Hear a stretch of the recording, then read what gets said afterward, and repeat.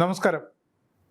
ദിവസങ്ങൾക്ക് മുമ്പ് തമിഴ്നാട്ടിലെ വാൾപ്പാറയിലുണ്ടായ ആ ദുരന്തം മലപ്പുറത്തിന് മാത്രമല്ല കേരളത്തിനും അതീവ ദുഃഖകരമായ ഒരു സംഭവമായിരുന്നു. സഞ്ചാരപ്രിയരായ മലയാളികൾ എല്ലാവരും ഓർക്കേണ്ട ഒരു ഗുണപാഠത്തെക്കുറിച്ചാണ് ഈ അപകടം വിരൽ. വളരെ ദാരുണമായൊരു സംഭവമായിരുന്നു അവിടെ അരങ്ങേറിയത്. ആർത്തുല്ലസിച്ച് കുട്ടികൾക്കൊപ്പമൊക്കെ വാൾപ്പാറയിലേക്ക് ഉല്ലാസയാത്ര പോയ അധ്യാപികമാർ അവരറിഞ്ഞിരുന്നില്ല തൊട്ടടുത്ത നിമിഷം തങ്ങളുടെ വിധി എന്തായി മാറുമെന്ന്. പക്ഷേ ചില മുൻകരുതലുകൾ എടുക്കാമായിരുന്നു.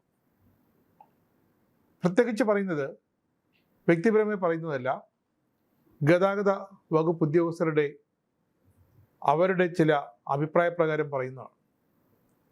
ഇത്തരം ഹെയർപിൻ വളവുകളിൽ, അതും വളരെ അപകടകരമായ സങ്കീർണമായ വളവുകളുള്ള ഇത്തരം പാതകളിൽ നിങ്ങളുടെ വാഹനവും ഡ്രൈവറെയും തിരഞ്ഞെടുക്കുമ്പോൾ രണ്ടിലും ഒരു വിട്ടുവീഴ്ചയും കാണിക്കാൻ പാടില്ല. ഇവിടെ രേഖകൾ പ്രകാരം 22 വയസ്സ് മാത്രം പ്രായമുള്ള ആ സ്കൂളിലെ ഒരു ചെറുപ്പക്കാരൻ ഡ്രൈവറാണ് ആ വാഹനം ഓടിച്ചത്.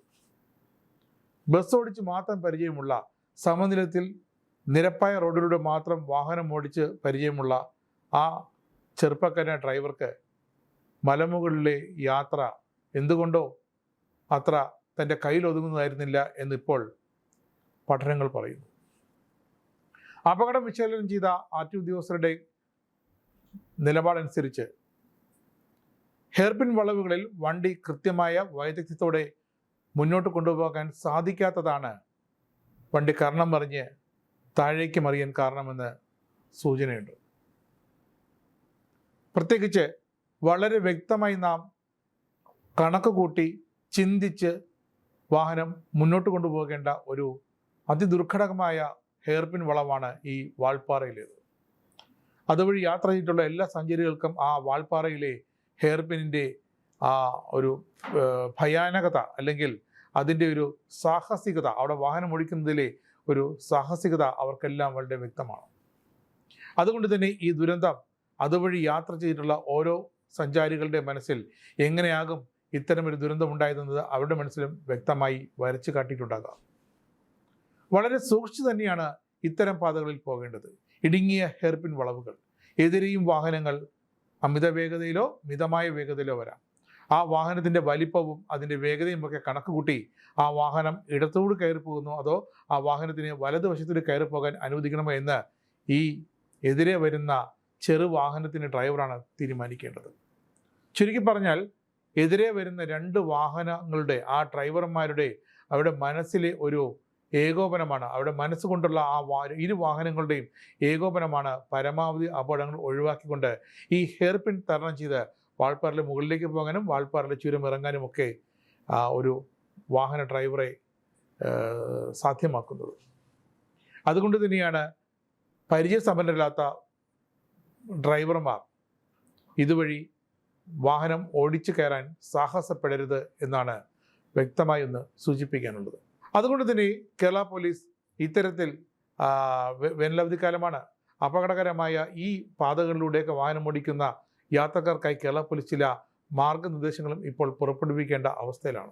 മലയോര പാതകളിലെ ഹെയർപിൻ വളവുകളിൽ അപകട സാധ്യത വർദ്ധിച്ചു വരുന്ന സാഹചര്യത്തിൽ വാഹന യാത്രക്കാർക്കായി കേരള പോലീസ് ചില സുരക്ഷാ നിർദ്ദേശങ്ങൾ ഇപ്പോൾ പുറപ്പെടുവിച്ചിട്ടുണ്ട്.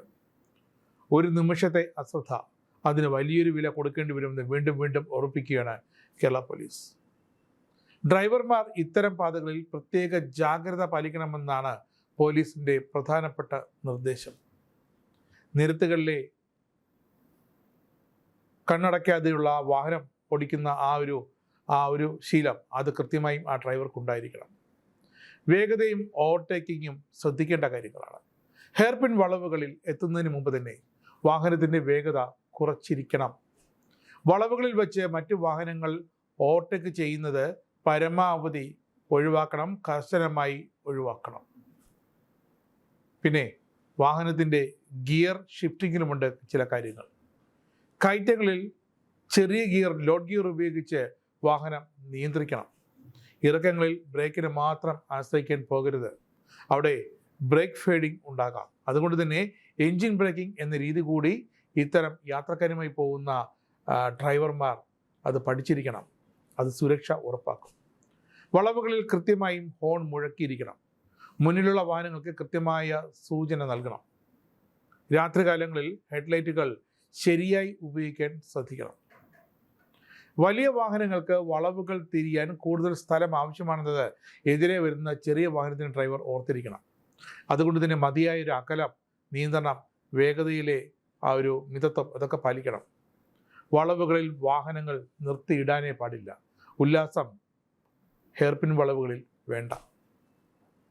വളവുകളും കുത്തനെ ഇറക്കങ്ങളുമുള്ള ചുരങ്ങളിൽ വാഹനം ഓടിക്കുമ്പോൾ ബ്രേക്ക് ഫെയ്ഡിങ് വലിയൊരളവ് വരെ വില്ലനായി മാറുന്നുണ്ട്. അത് ഒരു പുതിയ കണ്ടെത്തലല്ല. എങ്കിലും യാത്രക്കാർ അത് ഏത് ആധുനിക തരത്തിലുള്ള ബ്രേക്കിംഗ് സംവിധാനമായാലും ബ്രേക്ക് ഫെയ്ഡിങ്ങിനെ ഒന്ന് സൂക്ഷിക്കണം. ചുരമിറങ്ങുമ്പോൾ തുടർച്ചയായി ബ്രേക്ക് ഉപയോഗിക്കുന്നതാണ് ബ്രേക്ക് ഫെയ്ഡിങ്. ബ്രേക്ക് പാഡുകൾ, ഡിസ്കുകളൊക്കെ അമിതമായി ചൂടാകും. ഈ അമിതമായ ചൂട് കാരണം ബ്രേക്കിൻ്റെ കർഷണം കുറയാൻ സാധ്യതയുണ്ട്. അങ്ങനെ ഒരു ഘട്ടത്തിൽ ബ്രേക്ക് ആവശ്യ സമയത്ത് കിട്ടാത്തൊരു പ്രതിസന്ധി ഉണ്ടാകും. ഇതിനെയാണ് ബ്രേക്ക് ഫെയ്ഡിങ് എന്ന് പറയുന്നത്. ബ്രേക്ക് ചവിട്ടുമ്പോൾ സ്പോഞ്ച് പോലെ തോന്നുകയോ അല്ലെങ്കിൽ ബ്രേക്ക് ഒട്ടും പ്രവർത്തിക്കാതിരിക്കുകയോ ചെയ്യുന്നത് ബ്രേക്ക് ഫെയ്ഡിങ്ങിൻ്റെ ലക്ഷണമാണ്. പവർ സ്റ്റിയറിംഗ് വാഹനങ്ങളിലും അല്ലാത്ത വാഹനങ്ങളിലുമൊക്കെ ബ്രേക്ക് ഫെയ്ഡിങ് സാധാരണ ഉണ്ടാകാം. ഡ്രൈവിങ്ങിനിടയിലെ മൊബൈൽ ഫോൺ ഉപയോഗം, ക്ഷീണം, ഉറക്കം ഇതൊക്കെ ഡ്രൈവർ ഒഴിവാക്കേണ്ടതാണ്. അത്തരം എന്തെങ്കിലും ഒരു സൂചന ലഭിക്കുന്നുണ്ടെങ്കിൽ ഹെയർപിൻ വളവുകൾക്ക് ശേഷമുള്ള ഏതെങ്കിലും ഒരു സുരക്ഷിത എടുത്ത് വാഹനം നിർത്തി വിശ്രമിക്കുക.